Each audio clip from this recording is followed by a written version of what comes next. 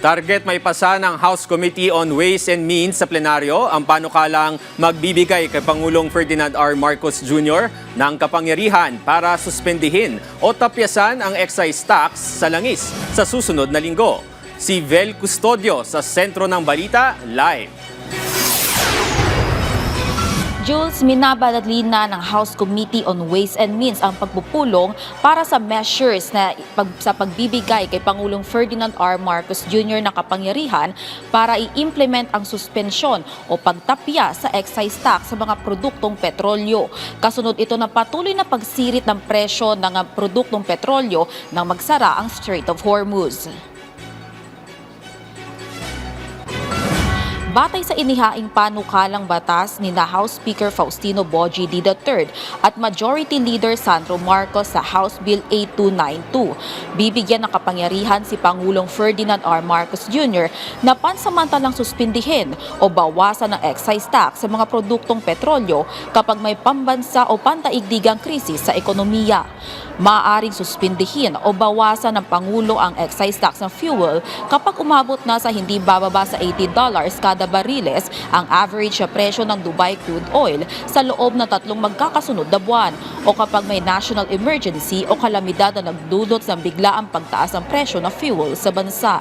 Sa pagdinig ng Committee on Ways and Means, kwestiyon ng mga mambabatas ang mga oil companies na kung ang stock sa sinusupply sa mga gasolinahan ay inangkat bago pa man magsimula ang tensyon sa Iran at US, bakit tila mabilis magdeklara ng pagtaas ng presyo ang mga produktong petrolyo? Bakit napaka-immediate? Ang binibenta nyo pa lang today is yung na-purchase ninyo na wala pang gera. Pero dahil deregulated ang industriya, magkakaiba ang mekanismo o business model ng mga oil companies, kaya walang naging konkretong sagot ang mga oil companies patungkol dito. Ayon kay Committee Chairperson Miro Kimbo, kailangan muling pag-aralan na deregulation law. Kwestiyon din ng komite kung paano mararamdaman ng tao na talagang bababa ang presyo ng produktong petrolyo kapag sinuspinde na ang excise tax. Sa bersyon naman na isinumite ni Representative Toby Tiangco, value added o VAT ang mungkahi niyang suspindihin. Pag sinabi natin na walang VAT, lahat ito today walang VAT. So itong lahat dapat bumaba yung presyo.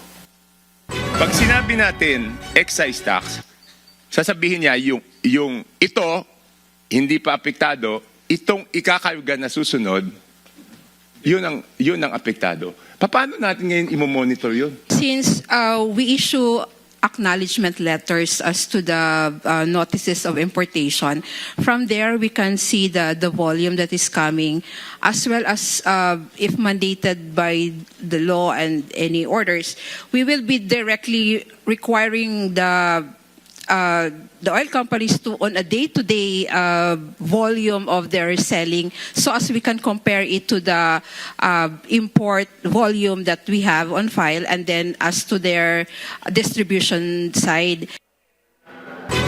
Humihingi ang Department of Energy na assistance sa National Pricing Coordinating Council at sa mga local counterparts nito para tulungan ng ahensya sa pagmonitor ng presyo ng produktong petrolyo, lalo na't nasa 14,000 gasolinahan ang kinakailangan tutukan sa buong bansa.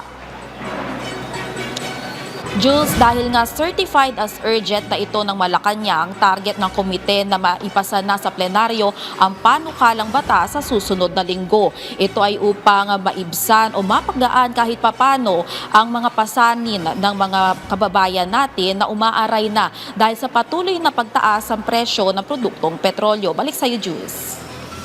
Maraming salamat, Vel Custodio.